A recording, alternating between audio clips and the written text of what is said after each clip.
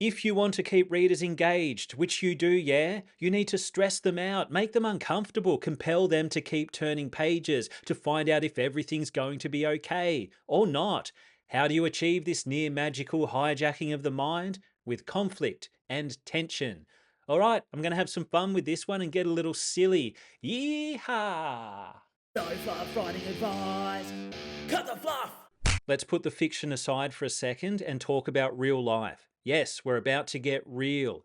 In life, when you're not challenged and you simply cruise along winning at every turn, it might feel nice for a while. It does sound nice, doesn't it? But eventually, without some lows to contrast the highs lose their impact. They lose their height. It's like the old Alan Watts lecture where he pretty much says if you were an all powerful God who never suffered and was never challenged, eventually you'd use your super special God powers to give yourself temporary amnesia and throw yourself into a life that's all challenge and suffering, just like this one.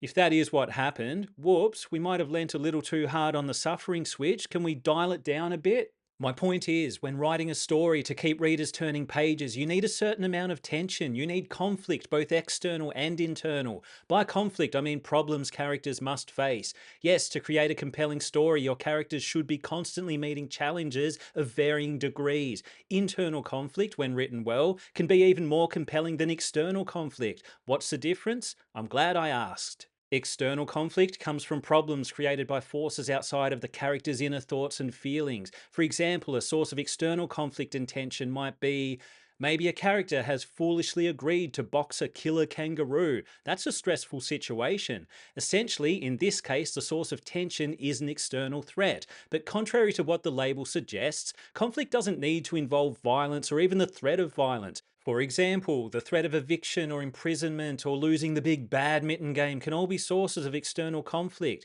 Maybe not the badminton one, I mean, who cares? Regardless, problems can challenge characters physically and in many cases mentally too, creating internal conflict or mental problems, mental turmoil, however you want to word it. Even the distressing situation of trying to hold in an urgent number two that's long past its due date as you rush to the nearest toilet that's not near at all can be a source of both internal and external conflict and tension. When you finally make it, no, there's someone in the bathroom, the door's locked.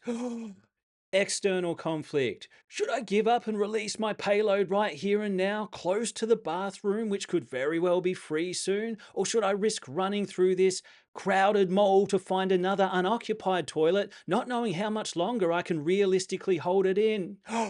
Internal conflict. The character is grappling with a tough decision. It's a silly example, but in that situation, there's tension. I mean, you better stay tense, relax for a second, and your feeble sphincter will make the decision for you. A well written story will have conflict of varying degrees. Sometimes the stakes are high, sometimes they're not. For example, a source of low stakes internal conflict could relate to a simple decision a character's grappling with, such as whether or not to get fries with that, or the resulting anguish caused by a poor decision they already made, such as choosing not to get fries with that because they're watching their waistline. But on second thought, they really did want fries with that. Yes, really serious stuff. Add a genuine moral dilemma into the mix. To correct my mistake, should I steal some fries from that toddler while his parents aren't looking? And congratulations, you've got yourself a compelling scene.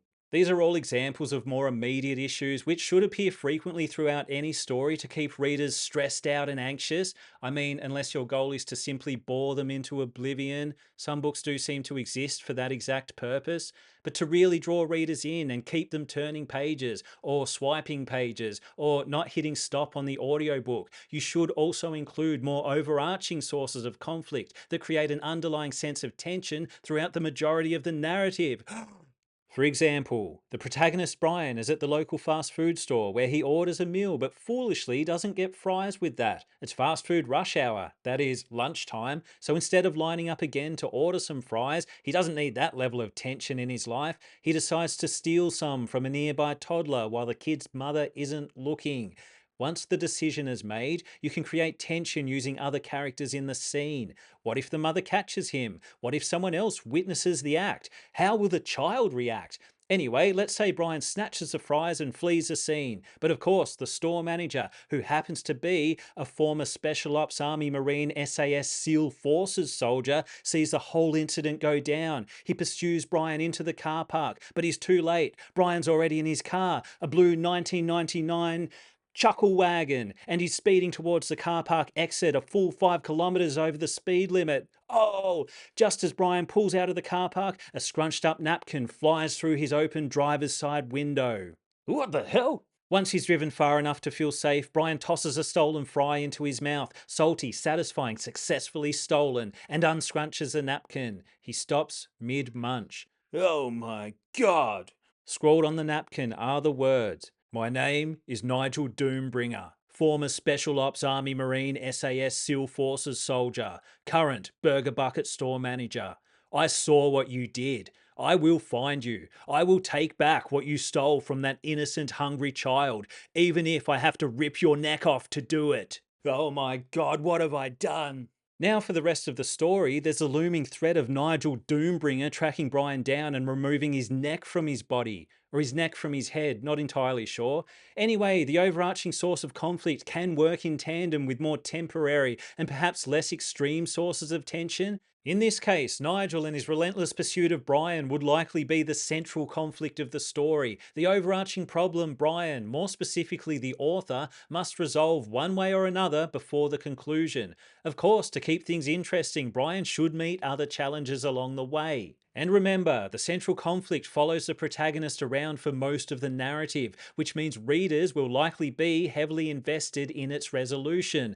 Don't leave them feeling cheated. You can surprise readers. You don't have to give them the resolution they want or expect, but it should still feel right and satisfying. Like no, I won't say that. Fill in the blank. When it comes to tension in storytelling, generally you don't want your story to be so breakneck paced and stiffeningly tense you give readers adrenal fatigue. For those tense moments to have maximum impact, you should contrast them with more chilled out moments. It's okay to have characters chat around the dinner table every now and then, before or after an intense set of scenes. Some big moments you want to build up to, escalating the tension slowly, and sometimes after a particularly tense scene, you want to give characters and the plot room to breathe while letting readers process what the hell just happened.